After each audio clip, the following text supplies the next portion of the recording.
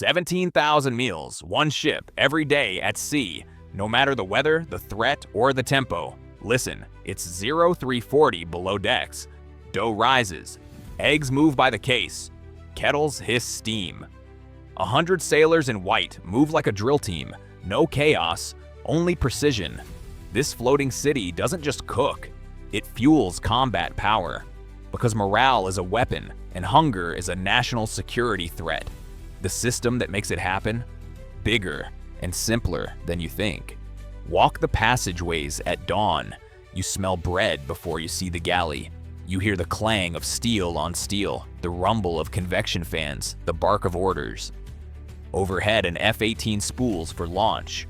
Below, a baker slides 60 loaves into an oven. Same mission, different tools. We're not talking about a cafeteria. We're talking about a factory, a grid, cold rooms the size of your house, production lines that never sleep, and yet, pizza night, birthday cakes, one taste of home for a kid who won't see his family for 7 months. How does this machine feed thousands without missing a beat? Let's go below decks. The ship doesn't have a kitchen, it has a food production complex. Multiple galleys, multiple mess decks, multiple teams running on watch rotations so the line never goes cold. Start with the layout. Main galley sits deep in the hull. Tilt skillets, combi ovens, 80-gallon steam kettles, 60-quart mixers, industrial gear built to feed battalions. Next door, the bake shop runs its own cycle. Bread, rolls, desserts, pastries. Across the passageway, produce prep. One deck down, the meat room. Blast chillers, walk-in freezers stacked floor to ceiling. Cold storage, chill storage, dry storage. It's a warehouse that moves at 30 knots. Every station feeds the mess decks. Sailors file through in waves. Breakfast, lunch, dinner, mid-rats, midnight rations for the night watch. 4 meal periods, 17,000 trays. The line has to turn fast because space is tight and time is a weapon. Who runs this? The S2 division. Culinary specialists. They're not cooks, they're production managers. They plan menus weeks out. They track inventory. They log temperatures, portion sizes, waste. Every meal is a mission with a checklist. HACCP principles, hazard analysis, and critical control points. That's food safety at scale. One mistake, one temp violation, and you can take down a carrier faster than any enemy. The rhythm is everything. Night shift preps, day shift cooks, evening shift serves. Scullery runs non-stop. Dish machines that process thousands of trays, pots, pans, utensils. Grease traps get pulled. Deck drains get scrubbed. Deep cleans happen between meal periods. Inspections are constant. The galley never fully stops. It only shifts function. Redundancy is baked in. If one oven goes down, 3 more keep running. If the main galley floods, the smaller galleys pick up the load. Backup menus exist for every contingency, because the crew eats no matter what. Flight ops don't pause for a broken fryer. Menu planning is strategic. Protein rotation, carb variety, comfort food on high-tempo days, steak and lobster before a port call. Thanksgiving dinner at sea, complete with turkey, stuffing, pies. Morale isn't soft, it's calculated. It's force multiplication. Portion control keeps waste low and quality high. Every scoop is measured. Every tray is consistent. 17,000 meals means 17,000 chances to get it right or get it wrong. The system doesn't tolerate variance. And here's what nobody tells you. The galley is the most visited space on the carrier. More than the hangar bay. More than the flight deck. Sailors come here 4 times a day. Every day. For months. It's the one place everyone shares. Officers and enlisted, pilots and mechanics. The mess deck is neutral ground. That's why the food matters.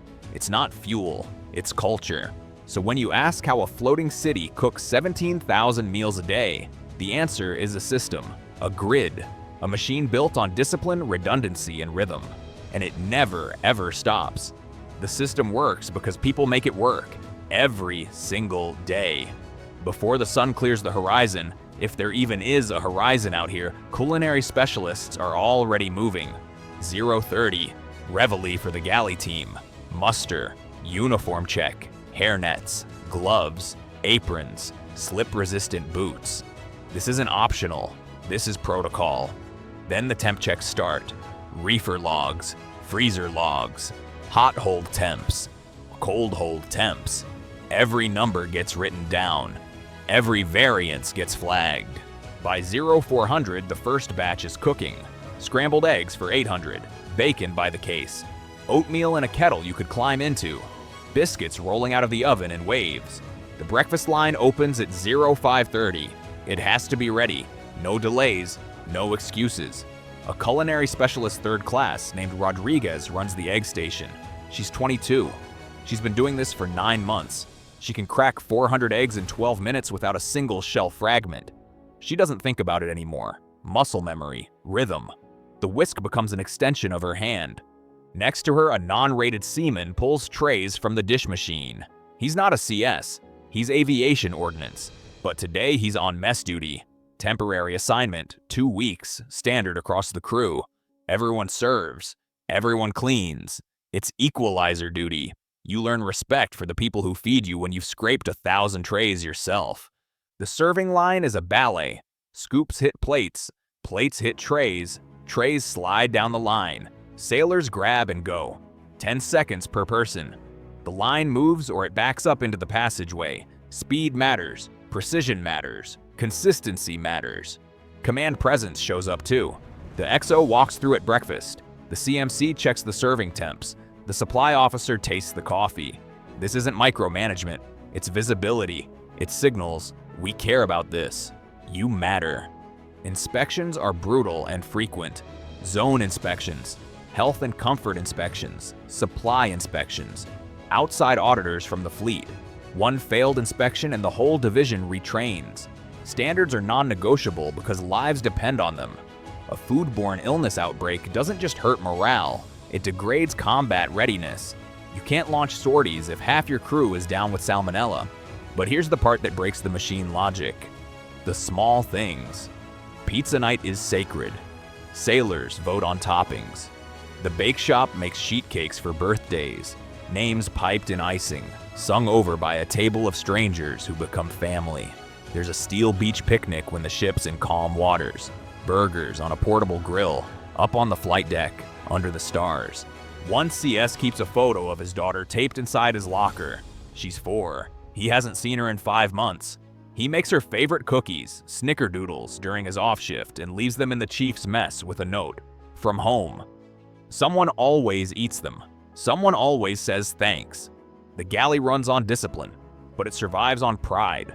Pride in the clean floors, pride in the hot food, pride in the fact that no one goes hungry, no one eats cold slop, and no one doubts that tomorrow's meals will be just as good as today's. That's the human engine. 17,000 meals don't cook themselves. People cook them. And those people don't quit. You can't drive to the store when you're 200 miles from land. So how does a floating city stay fed for months at a time? The answer is a supply chain that operates under motion, pressure, and risk, and never breaks. It starts before the ship leaves port. Loadout. Pallets of frozen meat. Cases of canned goods stacked 12 feet high. Fresh produce by the ton. Flour, sugar, yeast, coffee. Everything gets inventoried, labeled, and stored in refrigerated spaces, chill spaces, and dry spaces deep in the ship. Weeks of food, sometimes months, but nothing lasts forever. Lettuce wilts, milk expires, bread molds, so the ship resupplies at sea. The operation is called UNREP, underway replenishment. It happens while the carrier is moving, while the wind is blowing, while jets are still cycling overhead. There are 2 methods. CONREP, connected replenishment, uses cables stretched between the carrier and a supply ship steaming alongside, just 100 feet away. Pallets of food ride the cable across, guided by deck crews in float coats and cranials. They land on the flight deck. Forklifts swarm. Cases get broken down, sorted, and shuttled below to the reefers and freezers. Frozen to frozen, chilled to chill, dry to dry. Speed is everything. The longer the ships stay connected, the greater the risk. VERTREP, vertical replenishment, uses helicopters. They lift cargo nets from the supply ship and fly them to the carrier's deck. Faster, more flexible, more dangerous. One gust of wind, one miscalculation, and a 2-ton net of canned tomatoes becomes a missile. Once the food is aboard, the real work begins. Inventory. Every case gets logged. Every pound gets accounted for. The culinary specialists and the supply department track it all. They forecast consumption. They plan menus around what's fresh, what's frozen, what's running low. Rotation discipline is strict. First in, first out. FIFO. Older stock gets used before new stock. Nothing sits long enough to spoil. Waste control is mission critical. A carrier produces thousands of pounds of food waste daily. Plate scrapings, prep trimmings, expired stock. It all gets processed, pulped, compacted, incinerated, or offloaded at the next port. You can't just throw trash overboard. Environmental regs, operational security. A trail of garbage is a trail for adversaries to follow. Backup plans exist for everything. If a shipment gets delayed, the menu shifts. If fresh produce runs out, canned and frozen fill the gap. If a key ingredient is gone, say yeast for bread, the bake shop pivots to flatbreads, tortillas, or pre-mixed dough brought aboard as contingency stock. Utilities matter too. The ship's nuclear reactors generate power. That power runs the ovens, the freezers, the mixers, the lights. Water comes from desalination, seawater turned drinkable. Thousands of gallons a day. The galley uses it for cooking, cleaning, drinking. If the water plant hiccups, the whole food cycle slows. Here's the invisible truth. The carrier eats like a small town. 17,000 meals a day means 17,000 mouths, 17,000 plates, 17,000 moments of need. And every one of those moments depends on a supply chain that operates in open ocean, under threat, without a safety net. When the pallet lands on the deck and the forklift rolls it below, that's not just food. That's operational tempo. That's morale. That's combat power in a cardboard box. The ship eats. Therefore, the ship fights. And the supply chain never sleeps. The galley isn't a kitchen. It's an industrial plant bolted to a warship. And the gear that makes it work operates under conditions no civilian kitchen will ever see. Start with the ovens. Convection, combi, deck ovens for baking. Each one built to military spec, reinforced, shock-resistant, salt-air rated. They run hot for hours. They handle full loads, back-to-back batches, zero downtime. When the ship rolls in heavy seas, the oven doesn't care. The food keeps cooking. Tilt skillets are workhorses, 40-gallon pans that tilt forward to pour. You can sear 200 steaks, then flip a switch and braise 100 pounds of beef. One piece of gear, multiple missions. Efficiency at scale. Steam kettles hold 80 gallons. They simmer soup, boil pasta, blanch vegetables. The steam comes from the ship's plant. The heat is constant. The control is precise. A culinary specialist can dial in a target temp and hold it for hours. Mixers are built like engines. 60-quart bowls. Dough hooks that can handle 50 pounds of bread dough without stalling. Planetary action. The hook rotates while the bowl spins. Every bakery item on board starts in one of these machines. The scullery is its own operation. Conveyor dishwashers. Spray nozzles at 180 degrees Fahrenheit. Sanitize cycles that meet federal standards. Thousands of trays, plates, utensils, pots, and pans cycle through every day. Grease interceptors catch fats before they hit the drains. Deck drains are sloped and graded. Anti-skid coating everywhere, because wet steel and speed are a recipe for injury. Fire suppression is hardwired. Ansel systems over the cooking line. Pull stations, extinguishers, drills. A grease fire in the galley isn't just a kitchen problem. It's a ship-wide emergency. Ventilation hoods pull smoke and heat. Ductwork is cleaned on schedule. One grease buildup, one flash, and the whole galley could go dark. Safety is drilled into muscle memory. Temp logs every 2 hours, probe every protein, hold hot food above 140.